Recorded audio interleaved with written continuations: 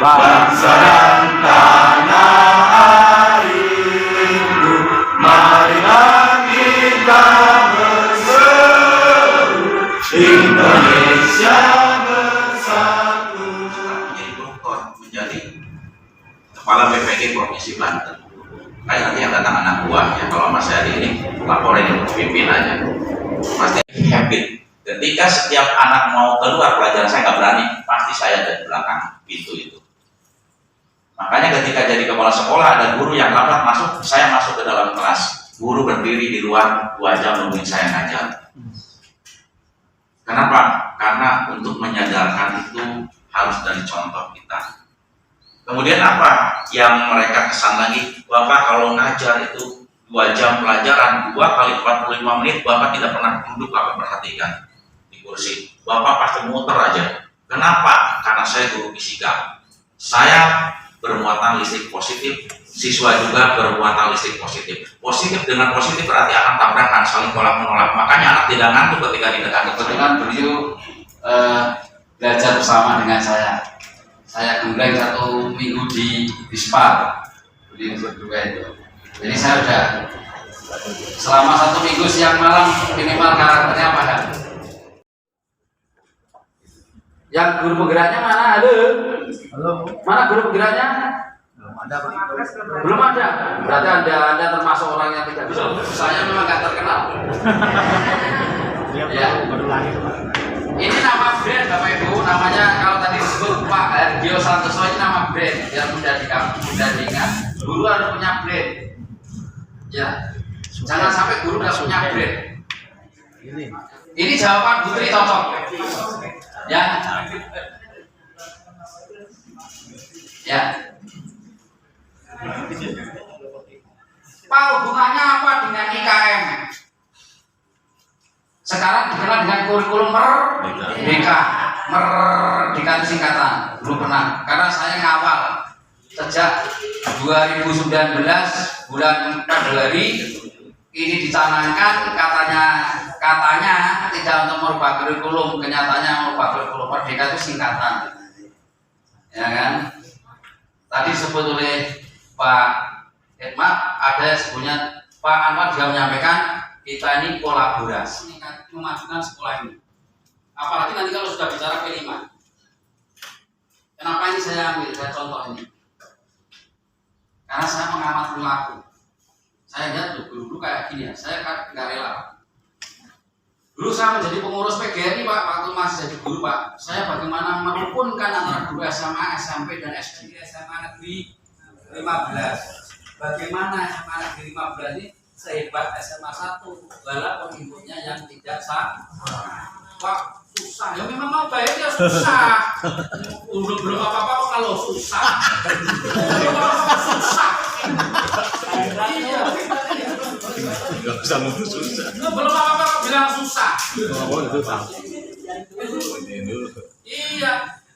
Sesuatu yang istimewa memang diawali dengan kesusahan. Nggak ada yang istimewa itu dengan enak-enak. Iya, ya. Ini orang Islam ini apa itu belum? Kemarin banyak Oma baru sana, Oma baru sana ini. Sabana.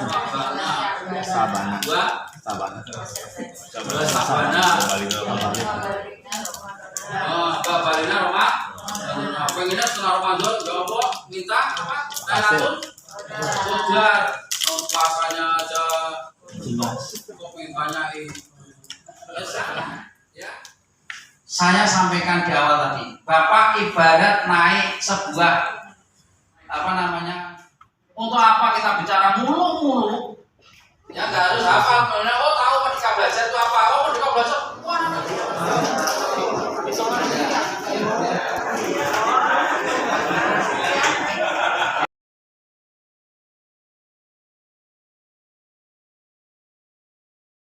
Kesabaran, siapa tahu masa tekannya belum datang.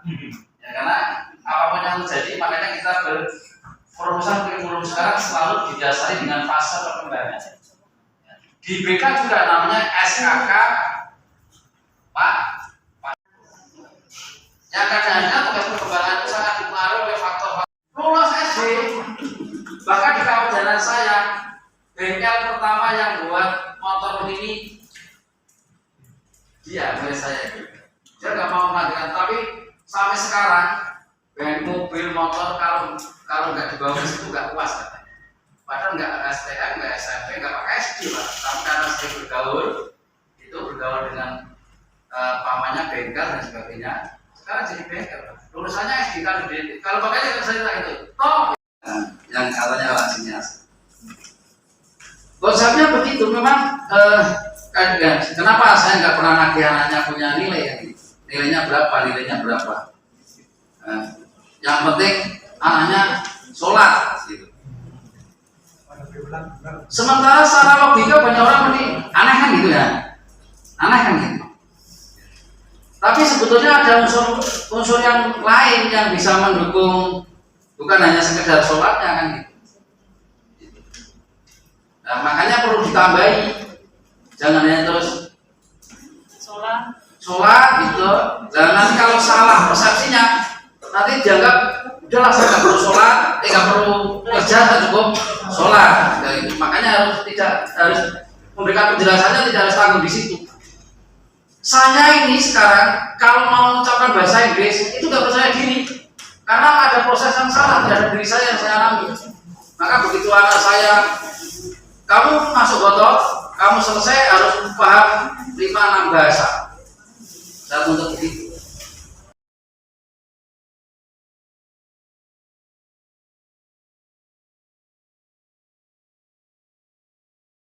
Saya ada sebentar dari saya. Assalamualaikum warahmatullahi wabarakatuh. Yang bingung yang jawab.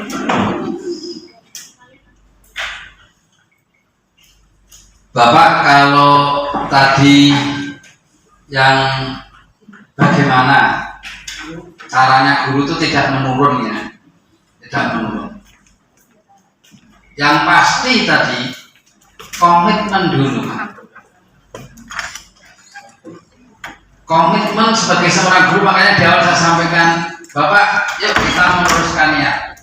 Yang paling sederhana, kita ini karena jadi guru bisa menjadikan anak pintar, mungkin bisa mengantarkan anak bisa kuliah. Kita menjadi guru bisa mengantarkan anak menjadi tentara. Bisa jadi guru bisa mengantarkan ini, saya bisa membeli rumah.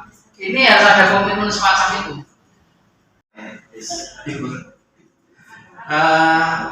Saya ingin bertanya Pak terkait dengan bahwa pada kurikulum Merdeka ini kan yang membedakan dengan K13 itu adalah tentang pembelajaran berdiferensiasi. Artinya situ ya Pak ya, artinya kita mengajar sesuai dengan kebutuhan siswa. Nah ini terkadang Pak di lapangan saya suka kesulitan Pak dengan dalam mempraktekkan itu Pak, kan? Nah karena saya melihat kan ya Pak ya, dari gaya belajar itu kan ada 3 gaya belajar, kinestetik, ya, visual dan auditorial ya, auditory. Nah pertanyaan saya Pak, saya udah coba gitu Pak, berarti kan kita membuat video pembelajaran itu yang bisa mencakup ketiga anak itu ya Pak ya, ketiga tipe itu kan ya, itu yang seperti itu.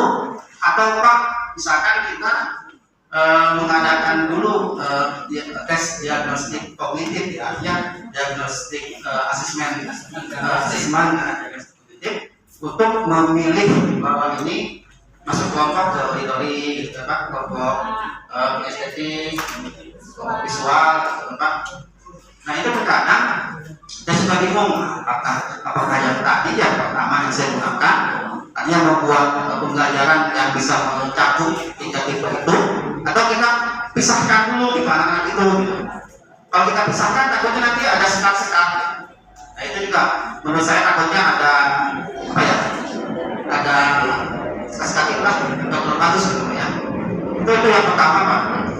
Yang kedua, saya mohon solusi Pak, bagaimana agar itu bisa secara teknis bisa berjalan untuk pembelajaran berdiferensiasi kebutuhan anak. Kita kan kalau yang K13 materinya A, gitu, anak harus paham ini gitu kan. Itu yang menurut saya agak memang kesulitan Pak, gitu kan Pak. Apalagi misalkan tadi Bapak gitu kan, Bapak bilang tadi sebetulnya dari cikal, kalau di cikal itu gurunya ada 2 satu kelas gitu ya, dan sedikit barangkali Pak ya gitu ya. Nah, ini akan tercapai nih gitu kan.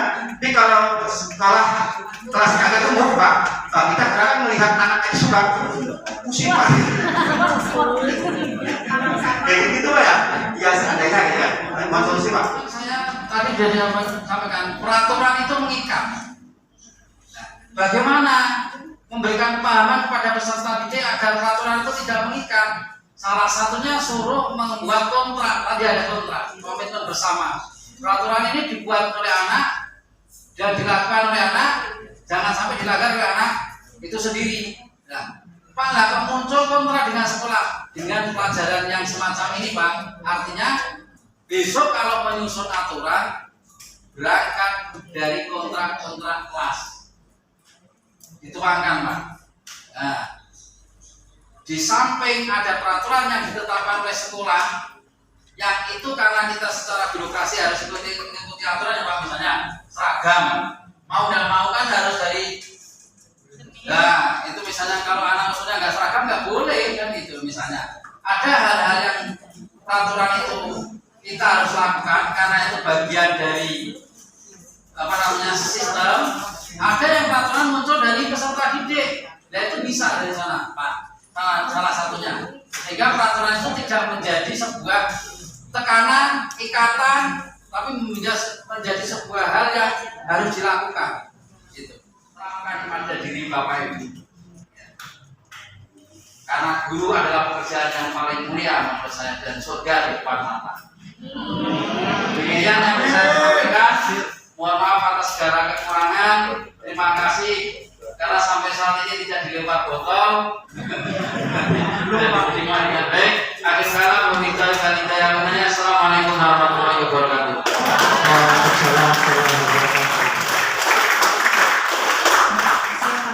Sudah memberikan ilmu kepada teman-teman di SMA Negeri 15. Insya Allah pastinya sangat bermanfaat.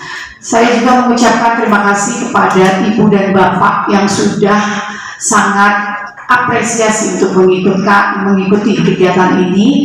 Saya mengucapkan terima kasih banyak walaupun di sela-sela kantuk karena kenyang gitu ya, di sela-sela yang harusnya Ibu Bapak bisa bersenderan.